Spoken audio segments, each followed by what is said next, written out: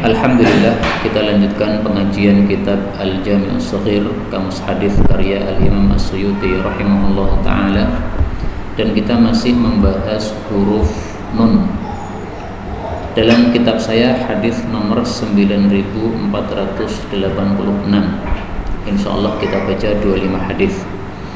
Qala al-muallif rahimahullahu ta'ala, qala Rasulullah sallallahu alaihi wasallam, naha, telah melarang Nabi sallallahu alaihi wasallam, an siyami yaumin, dari berpuasa satu hari, qabla Ramadan, sebelum Ramadan, wal adha, demikian juga hari raya Idul Adha, wal fitr, demikian juga hari raya Idul Fitri, wa ayyamit tasyrik, dan juga hari-hari tasyrik, yaitu tanggal 11 sampai 13 bulan Dzulhijjah. Hadis ini menunjukkan dilarangnya kita berpuasa pada hari-hari ini. Yang pertama, satu hari sebelum Ramadan. Tapi hadis yang sahih juga, ini juga sahih ya, bahwasanya kita dilarang untuk berpuasa 2 hari sebelum Ramadan. La taqaddamu syahr Ramadan, jangan mendahului bulan Ramadan bisaumin qablahu biyaumin aw yaumin, satu hari atau 2 hari sebelumnya, enggak boleh okay. Kecuali kalau seseorang sudah terbiasa melakukan satu puasa yang bertepatan dengan hari itu, maka enggak apa-apa. Ini hadisnya riwayat Imam Muslim, sahih. Kemudian yang kedua, hari raya Idul Adha, dan yang ketiga hari raya Idul Fitri. Yang 4, 5, 6 itu adalah hari-hari tasyrik. Berarti totalnya ada 6 hari di mana kita dilarang untuk puasa, atau 7 hari ya, karena tadi 2 hari sebelum Ramadan juga dilarang. Kenapa dilarang puasa sebelum Ramadan? Pertama, supaya ada pembeda antara ibadah sunnah dengan ibadah fardu. Karena orang-orang ahli kitab itu binasa gara-gara mereka tidak memisah antara ibadah fardu dengan ibadah sunnah. Karena itulah setelah kita salat fardu jamaah di masjid, tidak boleh langsung berdiri salat sunnah, tidak boleh. Harus dipisah dengan zikir atau dipisah dengan geser tempat, supaya ada pembeda antara ibadah fardu dengan ibadah sunnah. Kedua, dilarang puasa sebelum Ramadan supaya kita itu semangat masuk Ramadan. Karena kalau kita sebelum Ramadan sudah puasa, nanti masuk Ramadan sudah lemes nih, sehingga dilarang berpuasa 1 hari atau 2 hari sebelum Ramadan. Kemudian masalah puasa Idul Fitri dan Idul Adha, ini menurut mazhab Hanafi dan mazhab Syafi'i tidak sah apabila seseorang puasa pada hari raya Idul Fitri, Idul Adha, karena dilarang oleh Nabi SAW. Adapun Imam Malik dan Imam Ahmad mengatakan boleh puasa Idul Fitri, Idul Adha khusus bagi orang-orang yang haji tamattu' yang tidak mendapatkan binatang hadiyu. Ya, demikian yang saya dapatkan di dalam kitab Faidul Qadir. Hadis 487. Naha, telah melarang Nabi SAW an siyami Rajabin, dari berpuasa bulan Rajab, kullihi, seluruhnya, alias dari awal sampai akhirnya 30 hari, enggak boleh. Tapi hadis ini derajatnya dhaif. Meskipun hadis ini derajatnya dhaif, tetapi seyogianya kita tidak melakukan puasa bulan Rajab secara penuh. Kenapa? Karena Rasulullah SAW tidak pernah melakukan puasa penuh dalam 1 bulan kecuali 1 bulan, yaitu apa?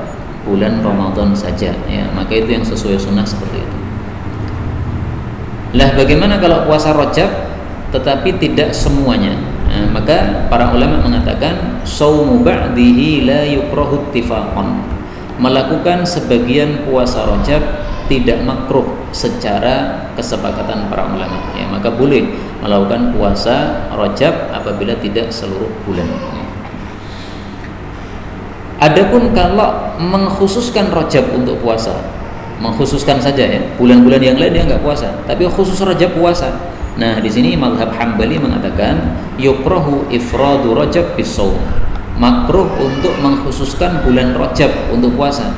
Kenapa? Enggak ada dalil sahih yang sangat jelas menunjukkan bahwasanya bulan Rajab khusus disunahkan untuk puasa. Semua hadis bicara tentang fadilah puasa Rajab secara khusus semuanya adalah dhaif. Yang mengatakan bukan saya, tapi yang mengatakan adalah para ulama, bisa dilihat dalam kitab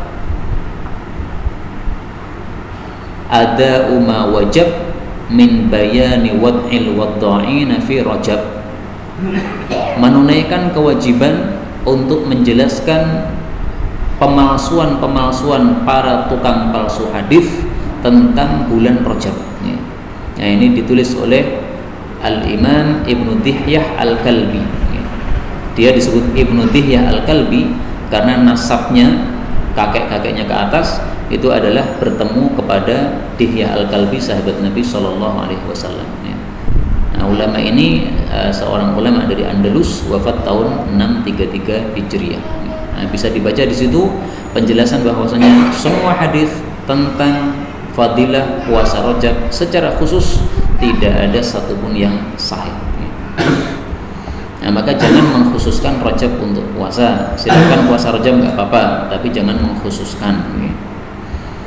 Kenapa? Nah, ini saya kasih kaidah. Al-mafsadatu tansha'u min takhsisi ma la khasisata lahu. Mafsadat itu akan muncul gara-gara mengkhususkan apa-apa yang sebenarnya tidak punya kekhususan. Dan kaidah ini sangat penting untuk kita terapkan dalam banyak hal. Misalnya, orang-orang berselisih pendapat apa hukumnya khusus ba'da subuh dan khusus ba'da asar jabat tangan.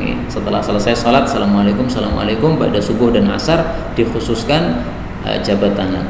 Nah, ini pakai kaidahnya aja. Mafsadat itu akan muncul apabila kita mengkhususkan apa-apa yang sebenarnya tidak ada kekhususan. Salat subuh dan asar itu sama dengan salat yang lainnya, nggak ada kekhususan untuk jabat tangan setelahnya, sehingga jangan mensunnahkan seperti itu.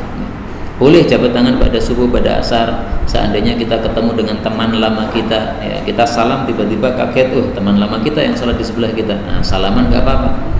Tapi sangat aneh kalau seandainya kita sudah ketemu dengan tetangga kita tadi di tempat wudhu, orang salaman, ya, ketemu di jalan, orang salaman, bersolat langsung salaman. Nah, lucu banget ya. Nah, jangan berbuat yang lucu gitu. Ya. Berbuatlah yang normal. 488. Nah, telah melarang Nabi Sallallahu Alaihi Wasallam an siyami, dari puasa yaumil Jum'ah, hari Jumat.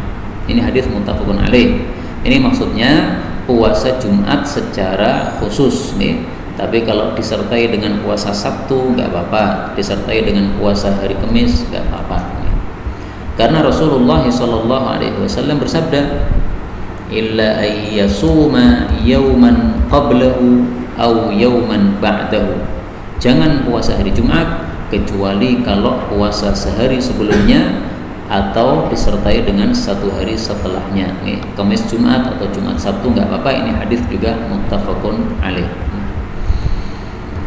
489. Nah, telah melarang Nabi Sallallahu Alaihi Wasallam an siyami yaumis sabt, dari berpuasa pada hari Sabtu. Hadis riwayat Nasa'i, derajatnya belum ada, ditulis sendiri sahih ya. Karena hadis ini diriwayatkan juga oleh Imam Ad-Diya. Nah, sudah kita ketahui Imam Diya itu menulis kitab Ahadits Mukhtarah, hadis-hadis pilihan yang semuanya hadisnya sahih menurut beliau. Larangan puasa hari Sabtu sama dengan larangan puasa hari Jumat. Tidak boleh mengkhususkan hari Sabtu saja ya. Tapi kalau Sabtu plus Ahad nggak apa-apa, Jumat plus Sabtu nggak apa-apa nih. Tapi kalau Sabtu tok nggak boleh nih. Lah pertanyaan, bagaimana kalau hari Arafah bertepatan hari Sabtu? Apakah boleh kita puasa hari Sabtu tok? Jawabnya adalah boleh. Al-Qadhi mengatakan yustafna ma idza wafaqa sunnah muakkadah. Diperkecualikan dari hadis ini apabila hari Sabtu itu bertepatan dengan puasa sunnah muakkadah. Misalnya puasa hari Arafah, puasa hari Asyura, ya nggak apa-apa. Puasa hari Sabtu tok nggak ada masalah.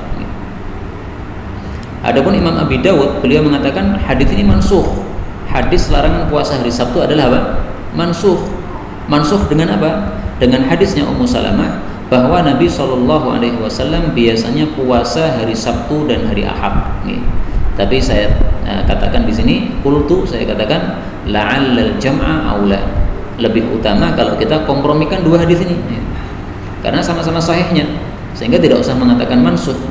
Larangan puasa hari Sabtu ada, tetapi Nabi melakukan puasa hari Sabtu juga ada. Nah, komprominya apa? komprominya adalah tidak bolehnya puasa hari Sabtu itu kalau bersendiri. Adapun Nabi kan puasa hari Sabtu kan digabung Ahad, As-Sabt wal Ahad. Nah, Sabtu Ahad nggak apa-apa. Ini mengkompromikan dua dalil seperti ini lebih afdal daripada kita mengambil salah satu dalil dan membuang dalil yang lainnya. Kita mengatakan satunya mansukh, satunya nasikh. Nah, ini lebih baiknya tidak begitu. 490. Nah, telah melarang Nabi SAW an darbid dufi, dari memukul atau menabuh rebana, wali'bis sonji, dan memainkan as-sonji. As-sonji itu yang kericik-kericik itu namanya apa? Jadi ya bunder, kemudian ada kericik-kericiknya digoyang-goyangkan. Kericik-kericik apa itu? Ada yang ahli musik namanya apa nih? Ecek-ecek. Terus, pokoknya itulah ya. Nah, itu namanya sonji. Wadorbi, dan memukul, maksudnya memakai az-zimarah, seruling. Hadis ini derajatnya dhaif. Karena derajatnya dhaif, kita perlu mempelajari isinya. Apakah benar atau tidak? Pertama, larangan menabuh rebana. Ini tidak benar. Yang benar adalah Rasulullah SAW membolehkan kita rebana dalam 3 kondisi. 1, kondisi pernikahan, walimah, boleh pakai rebana. 2, kondisi hari raya, boleh pakai rebana. Karena pernah ada budak wanita menabuh rebana di masa Nabi hari raya, dibiarkan oleh Nabi SAW. Yang ketiga, Nabi pernah membiarkan seseorang budak wanita menabuh rebana ketika menyambut Nabi pulang dari perang. Nabi pulang dari perang menang, maka para budak ini senang, kemudian mengatakan kepada Nabi, saya tabuh rebana. Kata Nabi, ya nggak salah, silahkan. Monggo. Biasanya itu saudara-saudara kita ini memperingati Maulid Nabi terus pakai rebana. Nah, sekarang memperingati Maulid Nabi pakai rebana, atau sebelum pengajian pakai rebana, kan pakai. Nah, masalahnya gini, Pak. Yang kita temukan bahwasanya Nabi membolehkan rebana itu 3 kondisi ini saja. 1, pernikahan, 2, hari raya, 3, pulang dari perang ketika menang tadi. Kalau kalah ya jangan. Nah, masuk kalah malah direbanani. Nah, maka para ulama kemudian berselisih pendapat, bolehkah memakai rebana selain dari 3 kondisi ini, atau khusus 3 kondisi ini yang boleh? Sebagian ulama menyempitkan, karena dalilnya cuma 3, berarti khusus untuk 3 ini yang boleh, yang lainnya nggak boleh. Kalau mazhab Syafi'i, ulama-ulama mazhab Syafi'i, mereka mengatakan 3 ini kalau kita perhatikan semuanya adalah kegembiraan, nikah kegembiraan, pulang dari perang kegembiraan, hari raya kegembiraan. Berarti boleh menggunakan rebana dalam semua kondisi kegembiraan.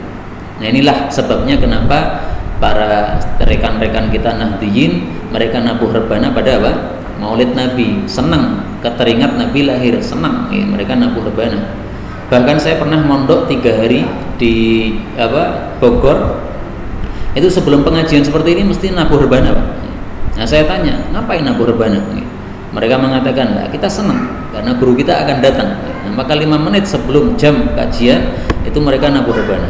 Begitu gurunya masuk, assalamualaikum, rebana semuanya ditaruh, semuanya ambil pena. Nah, ini satu keunikan yang saya lihat pada pesantren tersebut. Nggak ada di pesantren saya, nggak ada. Nah, itulah dalil mereka. Pokoknya 3 ini adalah kegembiraan, berarti semua kegembiraan boleh nabuh rebana. Nah, untuk kita lebih baik hati-hati aja lah, ya, nggak usah banyak-banyak rebana. Rebana kalau mau dipakai pada 3 yang ada dalilnya tadi. Adapun as-sanji, yaitu kericik tadi, itu haram, tidak boleh. Demikian juga az-zimarah, yaitu seruling, juga haram, tidak boleh.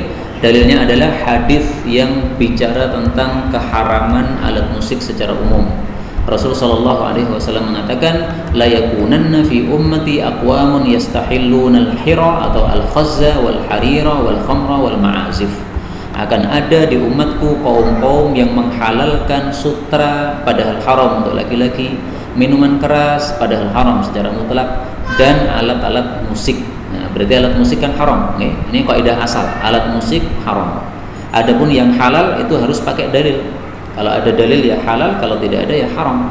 Nah, maka yang kita temukan dalil halal hanya 1, rebana. Maka selain rebana nggak boleh. Gitar nggak boleh. Bahkan saya lihat di sini satu fatwa ulama yang sangat dahsyat tentang gitar. Asy-Syaikh Al-Munawi yang kakek, karena ada dua Munawi kakek sama Munawi cucu. Dia ditanya tentang gitar, maka beliau mengatakan, ammal autar, adapun yang ada talinya, berarti kan gitar termasuk alat musik yang ada talinya, fa innahum yumna'una minha, maka orang-orang harus dicegah darinya. Wa ya'samul fa'il, berdosa orang yang menggunakan gitar. Wal hadir, dan juga yang hadir tok, duduk tok tetap dosa juga. Wal qadir 'alal inkar wa lam yunkir, demikian juga yang mampu mengingkari tapi tidak mengingkari, dosa juga. Wa yuthabu, dan diberi pahala waliul amri, presiden, ala manihim, kalau mencegah orang-orang menggunakan gitar, menggunakan autar. Autar itu adalah alat musik yang ada waternya, yang ada talinya. Tidak hanya gitar aja ya, pokoknya yang ada talinya. Karena itu jangan main gitar, jangan menjual gitar dan sebagainya. 491. Nah, telah melarang Nabi SAW an ta'ami, dari makanan al-mutabariyaini, dua orang yang berbangga-banggaan, atau dua orang yang apa istilahnya itu. Jadi dua orang yang memberikan jamuan tamu, memberikan jamuan makanan, tapi tidak ikhlas karena Allah, tapi untuk menunjukkan, aku sing luweh dermawan. Apa namanya itu? Dua orang yang apa enaknya? Kenapa? Nggih, dua orang yang pamer, tapi pamer saingan. Nah, orang yang saingan. Nggih, dua orang yang jor-joran untuk saingan. Jadi bukan jor-joran untuk diri sendiri, tapi untuk saingan, nyaingi yang lain-lain. Ain kowe ndek iki walimahmu entek piro? 10 yuta. Aku 20 yuta. Nah, itu berarti mutabariyin.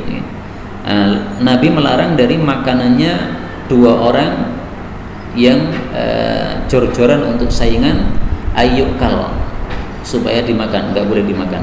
Hadis riwayatnya sahih, riwayat Abu Dawud. Nah, muncul pertanyaan, kenapa kok dilarang? Para ulama mengatakan karena makanan ini lirriya, dihidangkan karena riya, walaysa lillah, bukan karena Allah Subhanahu wa taala. Karena itu kita ambil kesimpulan di sini, setiap makanan yang dihidangkan dalam rangka untuk selain Allah jangan dimakan. Kita zaman kecil dulu sering melihat ada telur ditaruh di tengah jalan. Niku biasanya nggih napa niku, Pak? Sajen, telurnya kan sebenarnya halal tadi, tapi gara-gara dipersembahkan untuk selain Allah, nah ini bisa masuk atau bisa disamakan dengan makanan mutabariyin ini. Sebenarnya telurnya halal, tapi karena disesajenkan untuk selain Allah, maka nggak usah diambil. Kalau masalah haram atau tidaknya, saya tidak berani berfatwa, Bang. Tapi dilarang. Nah, dilarang itu berarti dihindari saja. Saya belum berani mengatakan bahwasanya makanan orang yang riya tadi haram, nggak berani.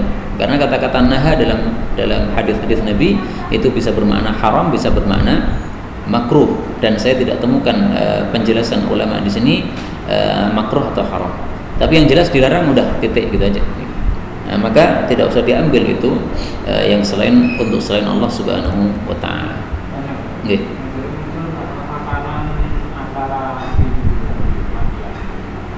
Makanan acara 1000 hari kematian, apakah boleh ataukah tidak? Ini insya Allah tidak termasuk yang ini, ya. Karena mereka itu menyiapkan itu dalam rangka untuk Allah Subhanahu wa taala, akan tapi dengan cara yang salah. Ya. Salahnya apa? Mengkhususkan hari ke-1000, ya, untuk satu kekhususan yang sebenarnya tidak ada padanya. Nah, maka kembali kaidah yang pertama tadi, jangan mengkhususkan sesuatu yang tidak memiliki kekhususan. Kalau kamu mau sedekah supaya sedekahnya ini pahalanya untuk mayit, silahkan, tapi nggak usah mengkhususkan hari ke-10, hari ke-1000, hari ke-100, nggak ada dalil begitu. Jangan begitu. Mau sedekah setiap Jumat nggak apa-apa, mau sedekah setiap hari nggak apa-apa. Niatnya untuk siapa? Untuk bapakku yang sudah mati, silahkan. Nah, maka itu bukan termasuk yang liriya, karena itu untuk Allah sebenarnya. Itu niatnya bagus untuk memberikan menghadiahkan pahala kepada si mayit, hanya caranya yang tidak benar. Termasuk haul niku. Haul itu sebenarnya kan intinya 3. 1, mengirimkan pahala kepada si mayit karena kumpul untuk zikir, kemudian zikirnya pahalanya dikirimkan ke mayit. Kemudian 2, menyebutkan biografi ringkas si mayit supaya orang-orang kenal siapa dia, kok diperingati kenapa. Kemudian yang ketiga, setelah itu membagi-bagi makanan, baik yang hadir maupun tetangga kampung itu, semuanya dikirimi makanan. Yang ini niatnya untuk hadiah pahala kepada si mayit. Tujuannya bagus. 3 ini semuanya bagus. Tapi sayangnya caranya yang salah. Kenapa engkau khususkan tiap tahun begitu itu? Mengadakan haul seperti itu tidak ada dalilnya dari Nabi Sallallahu Alaihi Wasallam. Mau sedekah tiap hari nggak apa-apa, ya. Tapi kalau khususkan setahun begitu, malah ini termasuk mengkhususkan sesuatu yang tidak ada kekhususan padanya. Maka Syekh Abdul Fadl, ulama NU dari Tuban, itu mengfatwakan haul haram, haul bid'ah, ya. Ini ulama NU yang saya temukan satu-satunya yang mengharamkan haul. 492, udah wafat beliau. Nah, telah melarang Nabi Sallallahu Alaihi Wasallam an asbi al-fahl, dari maninya pejantan. Hadis riwayat Bukhari sahih. Jadi kalau kita punya hewan pejantan, kemudian tetangga kita punya hewan betina, kemudian dia pengen supaya betinanya dikawinkan dengan hewan pejantan supaya hamil. Nah, kita ngambil duitnya itu nggak boleh. Kenapa? Karena di sini spekulasi. Bisa jadi hamil, bisa jadi tidak. Kalau tidak hamil berarti dia rugi, sudah bayar tapi nggak hamil. Kalaupun hamil betul, tetap spekulasi, karena bisa jadi anaknya cacat, janinnya cacat, bisa jadi juga tidak. Andaikan betul-betul tidak cacat, tetap spekulasi, karena ada kalanya anaknya itu betina atau jantan, padahal harganya betina dengan jantan berbeda. Intinya nggak boleh lah, maka tidak usah mengambil upah dari situ. Tapi memang dari sisi madhab, menurut madhab Syafi'iyah haram hukumnya seperti ini, dan jual beli seperti ini tidak sah, batal. Tapi menurut Imam Malik hukumnya boleh.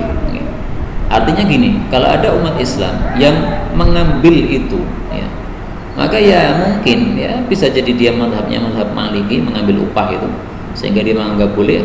Tapi untuk kita jangan mengikuti. Kenapa? Al haditsu hujjatun alaih. Hadis ini jelas mengalahkan pendapatnya Imam Malik. Imam Malik mengatakan boleh sementara Nabi melarang. Ya, kita ikuti Imam Malik atau kita ikuti Nabi Sallallahu Alaihi Wasallam. Gampang aja. Pilih ngikuti Imam Malik atau pilih ngikuti Nabi. Nabi melarang, Imam Malik bolehkan. Gampang mawon. Mikirnya nggak usah jauh-jauh. Maka saya kasih kaidah ini. Kaidah di dalam kitab Zadul Ma'ad, karya Al-Imam Ibnu Qayyim Al-Jauziyah. Ibnu Qayyim Al-Jauziyah. Ibnu Abbas mengatakan, yushiku an tanzila alaikum hijaratun minas sama. Nyaris akan turun kepada kalian batu-batu dari langit. Maksudnya kalian akan disiksa oleh Allah dengan batu dari langit.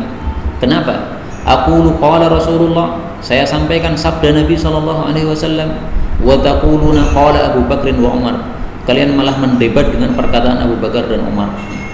Jadi suatu kali Ibnu Abbas itu menyampaikan hadis Nabi, misalnya larangan gitu ya.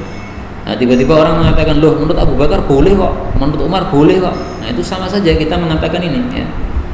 Rasulullah melarang dari mengambil upah dari maninya pejantan, malah dibantah, oh Imam Malik boleh kok. Nah, sama aja itu ya. Nanti kalau diturunkan hujan batu dari langit sekapokmu dewi ya. 493, nah telah melarang Nabi SAW an asbil fahl, sama wa qafizit tahhan. Qafiz itu adalah satu nama timbangan ya. Jadi kalau di Indonesia ya kilo atau semisal itu ya. Kilo, liter, mili dan sebagainya. At-tahhan, tukang penumbuk gandum. Hadis ini derajatnya hasan. Apa maksudnya qafizit tahhan? Mari kita bahas. Orang-orang Arab punya kebiasaan, dia membawa biji gandum, kemudian membawanya kepada tukang penumbuk gandum, kemudian mengatakan, idhan hadhihi subrah al-majhulah bi qafizin minha. tolong tumbuhkan satu tumpuk biji-biji gandum ini, nanti upahnya adalah 1 kofis dari gandum ini, ya, 1 kilo kah atau 2 kilo kah gitu. Nah seperti ini dilarang oleh Nabi atau oleh hadis Nabi Shallallahu Alaihi Wasallam. Nah maka supaya halal gimana? Ya supaya halal pakai duit aja lah. Ya. Numbuk gandum biasanya bayar berapa? Oh per kilonya sekian. Nah itu aja, lebih aman. Adapun kalau kita membayarnya dengan gandum tadi, sementara gandum yang kita bawa adalah gandumnya tidak jelas berapa, sementara pembayarannya adalah 1 kofis, satu timbangan yang jelas, nah, maka menurut hadis ini adalah dilarang. Wallahu a'lam bishawab. Nggih. Di lapangan itu ada tukang seleb gitu. Iya. Itu dia akan mengambil upah selebnya itu dari kartu.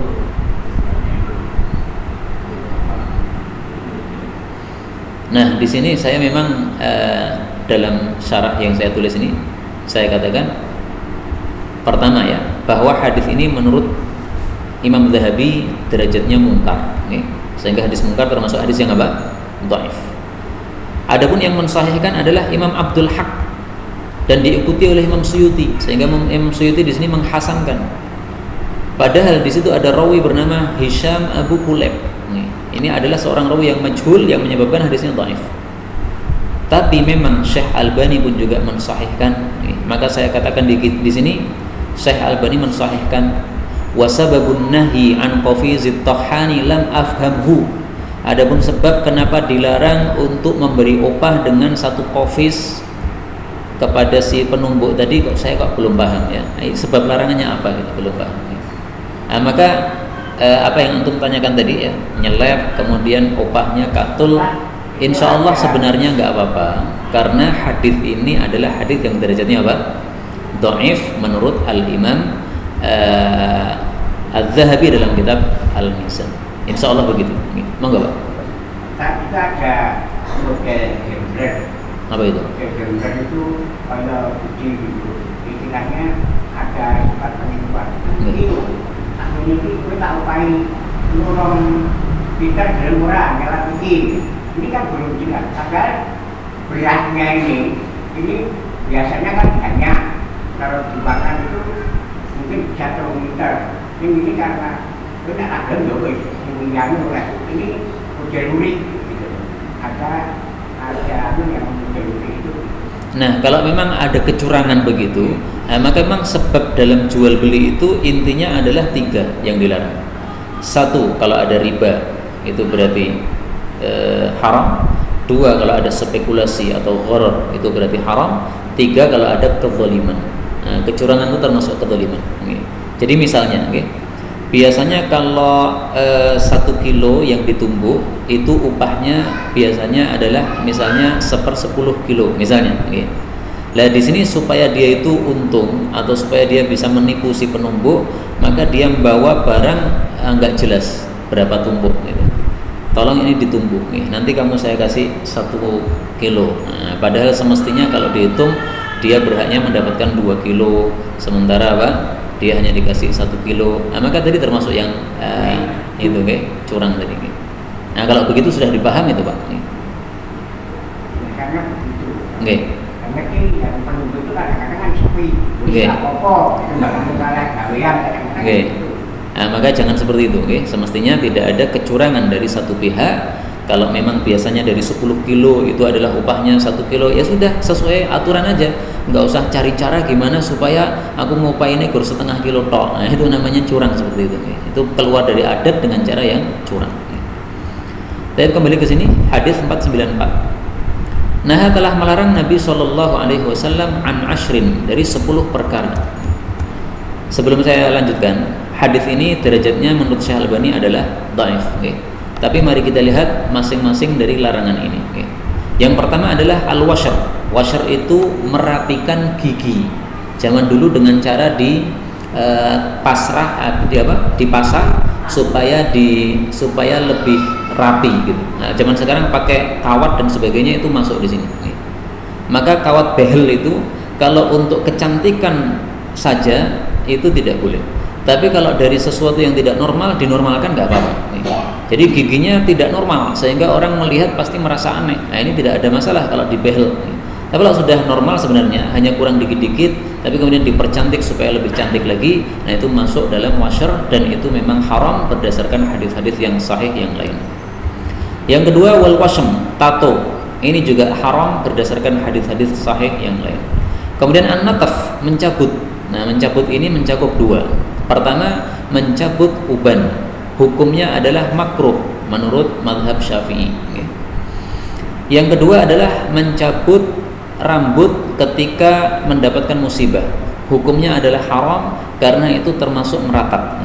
Jadi adat jahiliyah kalau mereka sedang kematian orang itu bajunya disobek-sobek, kemudian rambutnya ini dijambak-jambak, dicabuti, atau bahkan ada yang gundul, atau juga ada yang menapui pipinya sendiri. Ini semuanya haram karena termasuk meratap. Nah, sebelum saya lanjutkan, saya ingin bertanya, panjenengan tuh kalau punya uban itu susah apa senang? Uban. Nah, ada sebagian orang tuh nggak senang seperti antum Pak kalau punya uban. Karena kalau punya uban mau ngelamar lagi ditompo, susah. Nah, maka nggak senang. Nah, supaya panjenengan senang sama uban, saya kasih dalil. Rasulullah SAW mengatakan, asyaibu nurul mu'min. Uban itu akan menjadi cahaya bagi orang beriman. La yashibu rajulun syaibatan fil Islam. Tidak ada seorang laki-laki yang beruban di masa Islam, perempuan juga sama. Illa kanat lahu bikulli syaibatin hasanatun. Satu ubannya itu ada satu pahala. Nah, tinggal ngitung, ubannya piro. Nah, pahalanya seperti itu. Wa rufi'a biha darajah. Bahkan juga derajatnya ditambah satu untuk masing-masing uban. Ubannya semakin banyak, derajatnya semakin tinggi dalam surga. Hadis riwayat Baihaqi dalam Syu'abul Iman, derajatnya hasan. Nah, sinarnya ini nanti hari kiamat, karena dalam hadis yang lain disebutkan kanat lahu nuran yaumal qiyamah. Ubannya akan menjadi sinar pada hari kiamat. Siapa yang tidak butuh sinar, nanti kita di atas neraka jahanam itu sangat gelap gulita, jembatannya sangat tipis sekali. Kita perlu sinar nih Pak. Maka punya uban alhamdulillah. Monggo. Sebagai peringatan untuk kita, rambut ireng dadi putih mertandani ini ada mulai. Itu. Oke. Pripun Pak?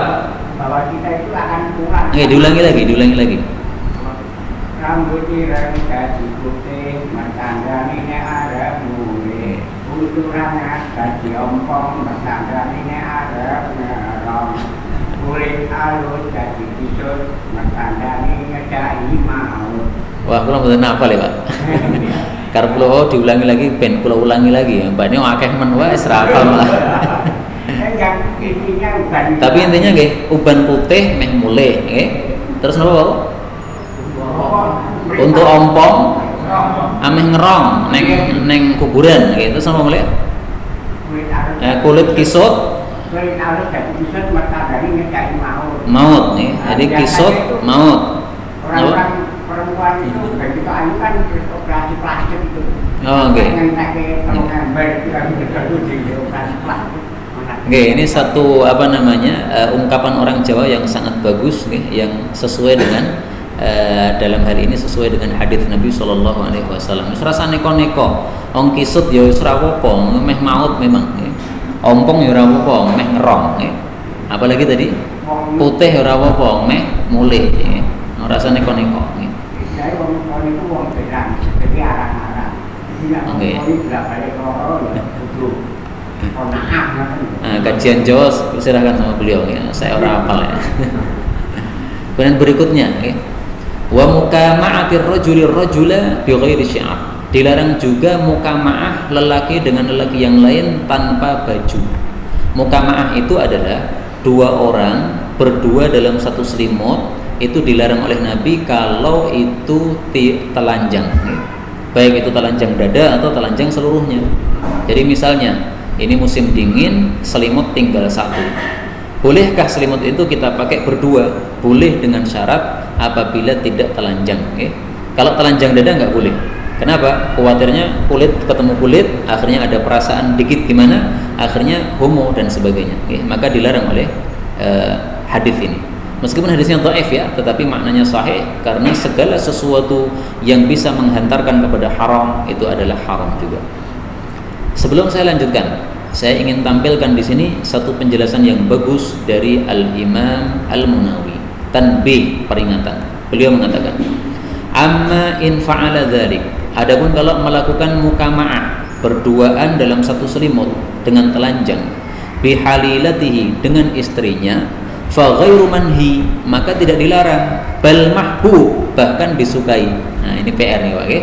Silahkan nanti pulang sampaikan istri. Okay?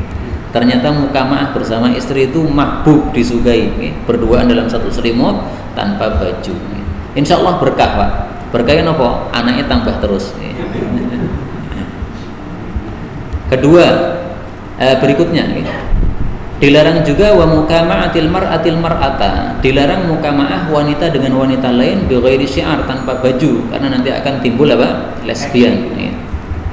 Wa ayyaj'ala ar-rajulu, dan bahwasanya seseorang meletakkan fi asfali thiyabihi, pada bagian dalam bajunya, hariran, sutra. Ya, supaya apa? Jadi dilapisi sutra bagian dalamnya supaya lembut gitu, enggak boleh. Mithlul a'ajim, itu seperti tingkahnya orang-orang ajam, orang-orang non-Arab zaman dulu. Wa ayyaj'ala, dan bahwasanya seseorang meletakkan ala mankibaihi, pada kedua pundaknya, hariran, sutra. Mithlul a'ajim, itu seperti juga tingkahnya orang-orang ajam. Mereka menampakkan kekayaan sehingga sutra ditaruh atau dijahit pada bagian pundak, haram.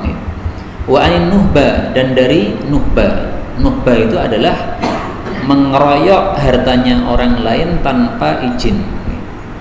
Jadi misalnya ada walimahan, kita tidak diundang, tapi kita melewati, tiba-tiba langsung nyerbu masuk, ngambil, itu namanya nuhbah, seperti itu. Zaman dulu banyak orang melakukan karena zaman dulu masih banyak kelaparan.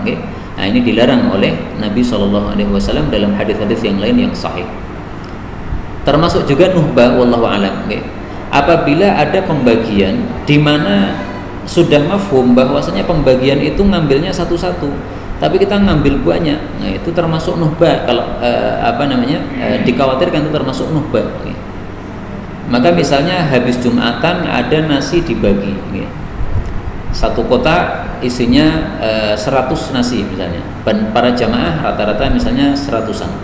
Nah itu jangan mengambil 10, ngambil satu aja. Kalau memang mengambil 10 untuk teman-temannya yang juga Jumatan di situ, nggak apa-apa. Kita kumpulkan 10 orang, kita katakan antum nggak usah ngambil, saya ambilkan, nggak apa-apa. Tapi kalau untuk diri kita sendiri 10 jangan, termasuk nuhbah. Dikhawatirkan termasuk nuhbah.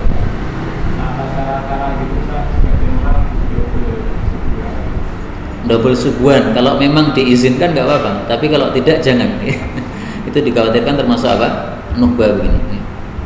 Waruku bin numur, dan juga menunggangi apa itu singa, apa bukan singa, macan. Nah, sudah kita jelaskan di sini kemarin bahwasanya ini mengandung dua makna, baik itu menunggangi singa, macan betul-betul tidak boleh karena akan mudarat, atau maksudnya adalah duduk di atas kulit singa. Adapun yang terkenal tafsirnya itu, ruku bin nimar itu duduk di atas kulit macan, nggak boleh, karena itu termasuk kesombongan. Kemudian walubsul khatam, memakai cincin illa lidhi sultan, kecuali untuk penguasa. Jadi presiden atau penguasa pakai cincin boleh, tapi selain penguasa nggak boleh. Tapi karena hadis ini dhaif, tidak bisa dijadikan dalil. Yang benar gimana? Siapapun boleh memakai cincin, karena Rasulullah SAW memakai cincin, dan para sahabat-sahabat juga kemudian mengikuti memakai cincin, padahal para sahabat bukan penguasa. Penguasa kan Rasul SAW waktu itu. Hanya saja diperselisihkan oleh para ulama, apa hukum memakai cincin, sunnah atau tidak.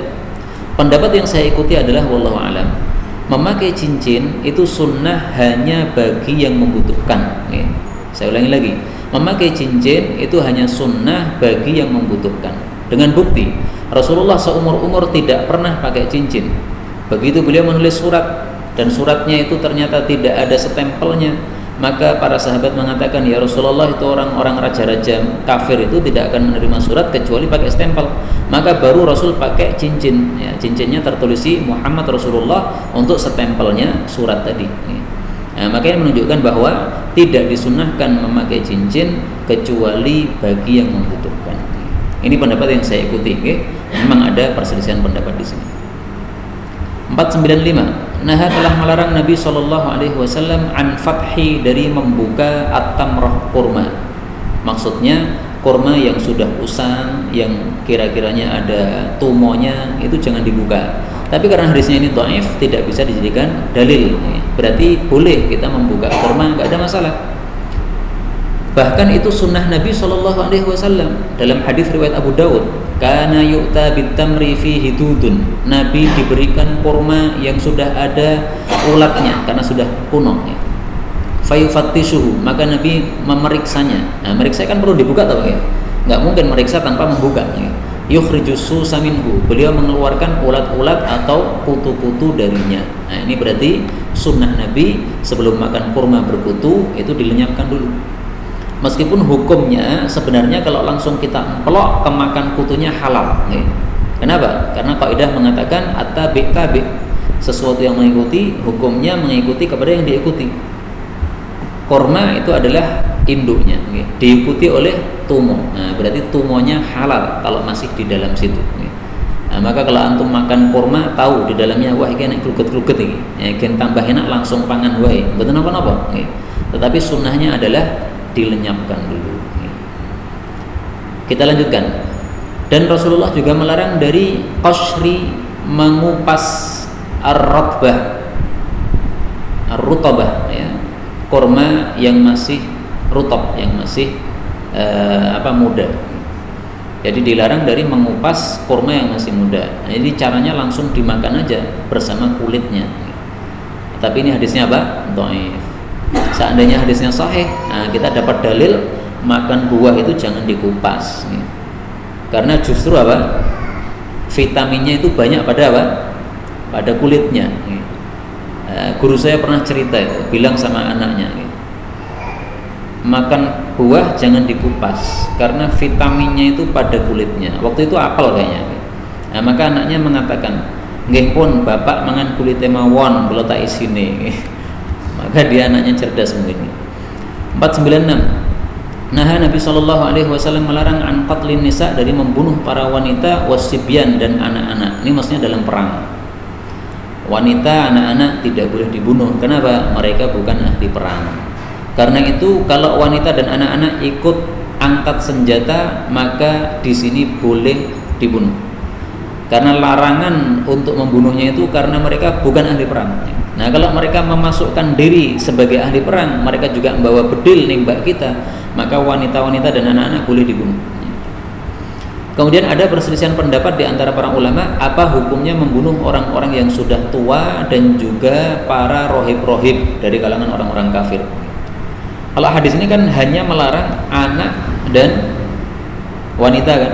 Nah, berarti mafhumnya berarti selain itu boleh. Karena itulah dalam mazhab Syafi'i, orang-orang tua kafir dan juga para rohib-rohib ahli ibadah, meskipun mereka nggak ikut perang, karena mereka sudah tua nggak ikut perang, karena mereka ahli ibadah, sibuk ibadah nggak ikut perang, tetap boleh dibunuh dalam mazhab dalam mazhab Syafi'i. Tapi kalau Abu Hanifah dan Malik melarang. Nah, kalau saya pribadi cenderung kepada pendapat yang melarang. Kenapa? Karena sebab dilarangnya wanita dibunuh dan anak-anak adalah karena mereka tidak termasuk ahli perang. Berarti siapapun yang tidak termasuk ahli perang jangan dibunuh. Ada orang yang stroke, kafir dia, nggak pernah ikut perang, stroke nggak bisa perang. Nah, jangan dibunuh, udah biarkan aja. Barangkali dengan dibiarkan dia bisa mendapatkan hidayah masuk Islam. Para rohib juga begitu, mereka sibuknya ibadah, nggak sibuk ngurusi perang, nggak pernah ngurusi perang. Tapi kalau mereka nggak ngurusi perang, mereka tidak ikut perang, tetapi ikut taktik perang, memberikan cara bagaimana perangnya menang, itu sama aja ikut perang itu. Mereka perang tapi di balik layar, sama aja, itu termasuk yang boleh dibunuh. 497.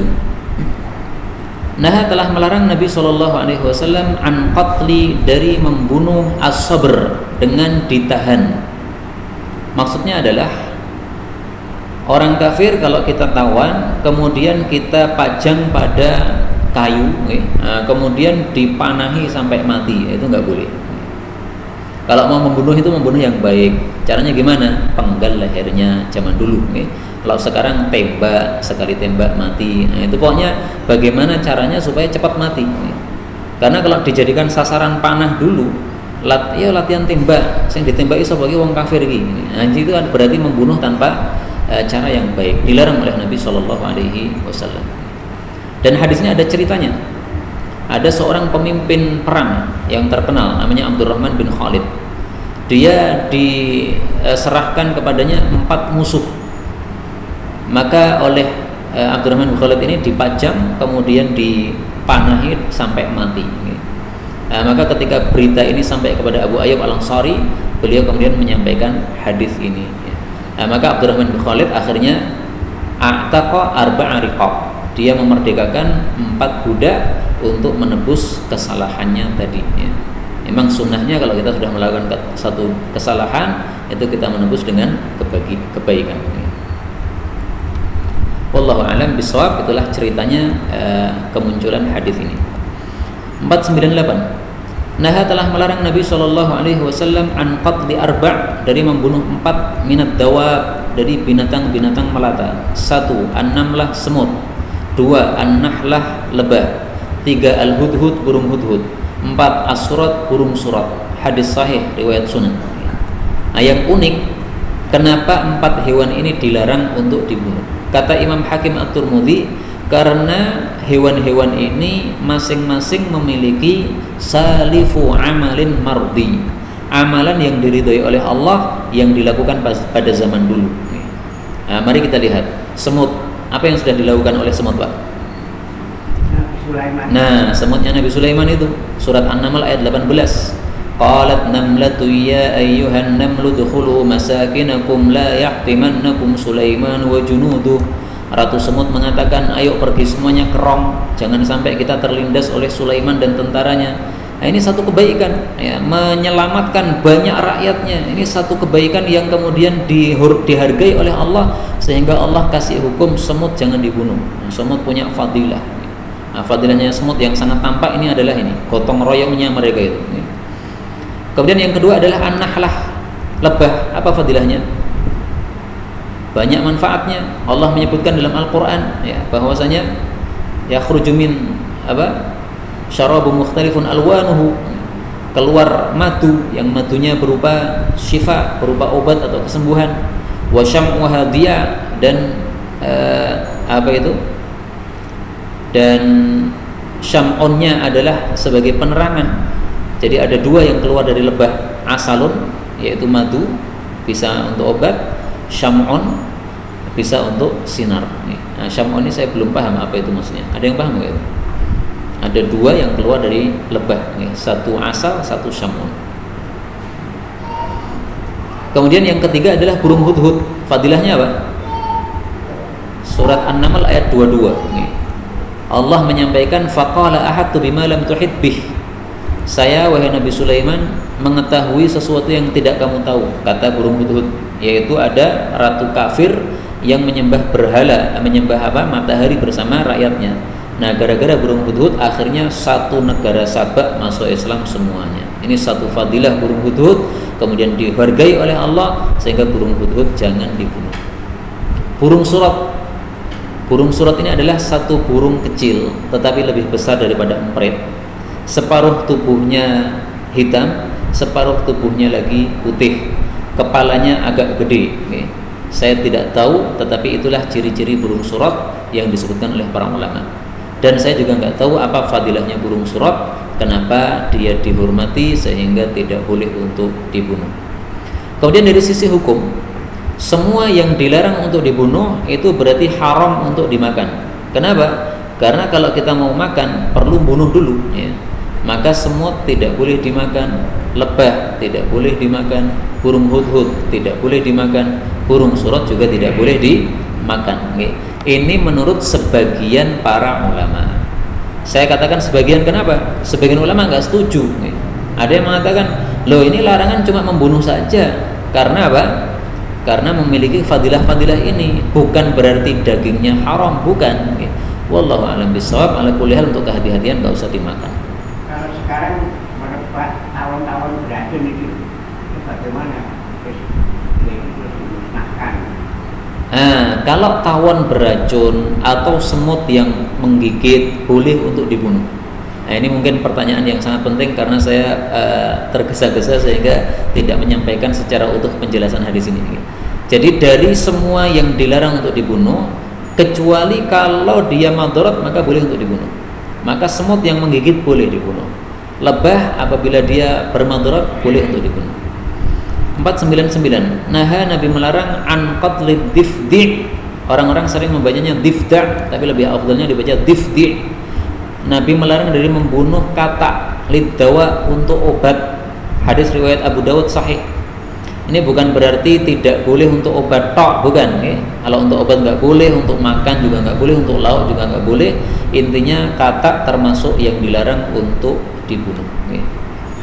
Nah, kenapa dilarang? Kalau mazhab Syafi'i mengatakan linajasatiha, ada kalanya karena najisnya, au liqadaratiha, atau karena menjijikkan. Ya.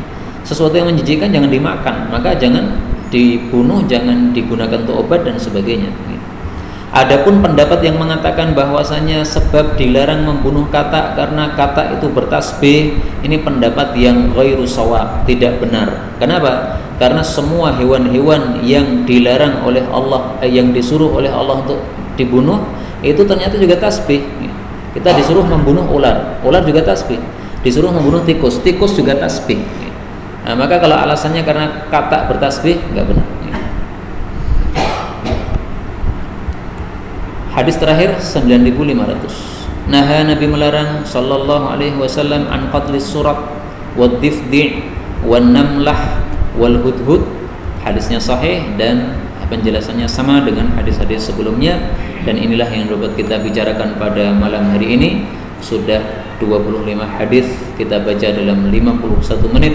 Mudah-mudahan Allah Subhanahu wa taala memberkahi pelajaran kita ini dan menyebabkan kita lebih paham terhadap agama Allah dan mengikuti apa yang sudah kita pelajari. Amin ya rabbal alamin.